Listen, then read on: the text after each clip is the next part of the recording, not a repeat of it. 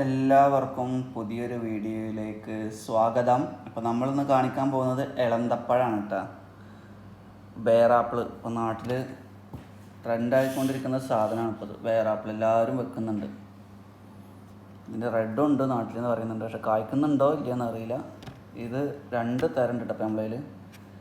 ഇത് ചെറിയൊരു ഐറ്റമാണ് കായ, പക്ഷേ നല്ല വലിയതുണ്ട്. കണ്ടില്ല, ഇത് നമ്മളെ കയ്യിൽ വെച്ചാൽ കണ്ടില്ല വലിപ്പം. അതിൻ്റെ നല്ല വലിപ്പമുള്ള ഒരു ചെറിയൊരു ആപ്പിളിൻ്റെ ഒക്കെ വലിപ്പമുണ്ട് കേട്ടോ. അപ്പോൾ അതിന് ബെയർ ആപ്പിൾ എന്നാണ് പറയുക. ഇവിടെ നബ്ജ് എന്ന് പറയും. ഇത് വലിയ ഐറ്റം കണ്ടില്ലേ. നമ്മൾ നല്ലൊരു ആപ്പിൾ കഴിക്കുന്ന മാതിരി നല്ല മധുരമുണ്ട്, നല്ല ടേസ്റ്റുമാണ്. ഇത് ചെറിയ ഐറ്റം ഫ്രിഡ്ജിൽ വെച്ചുകൊണ്ടാണ് ആ തണുപ്പിൻ്റെ ഒരു ഇതാണ് കേട്ടോ. കണ്ടില്ലേ, നാട്ടിലെല്ലാവരും വെക്കുന്നുണ്ട്.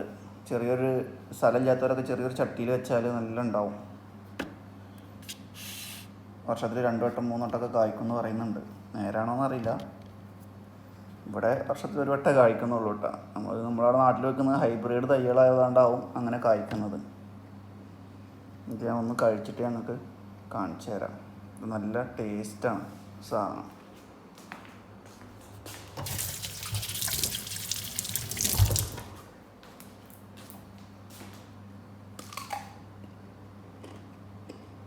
കണ്ടില്ലേ,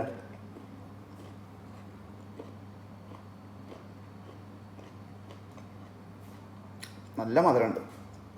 സെയിം ആപ്പിളിൻ്റെ ഒരു ടേസ്റ്റും.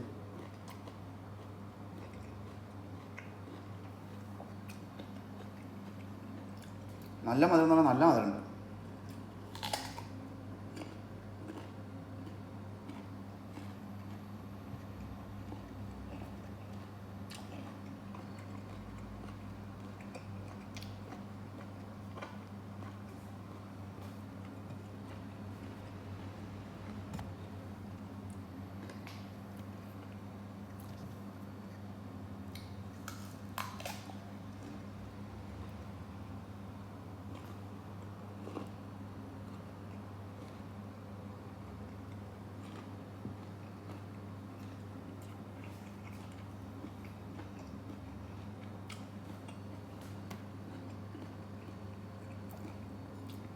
ഈ ഒരു മഞ്ഞപ്പാകുമ്പോഴാണ് നല്ല മധുരമുള്ളത് കേട്ടോ.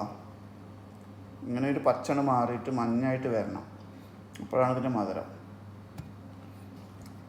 അപ്പോൾ നല്ല മധുരം ഉണ്ടാവും.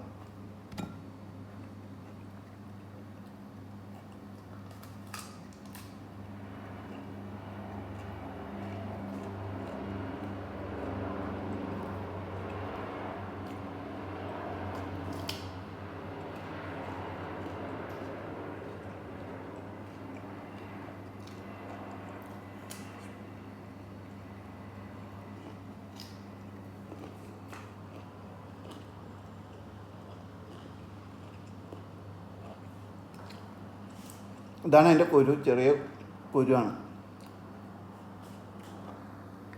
ഇതാണ് നമ്മളെ ബെയർ ആപ്പിൾ കേട്ടോ.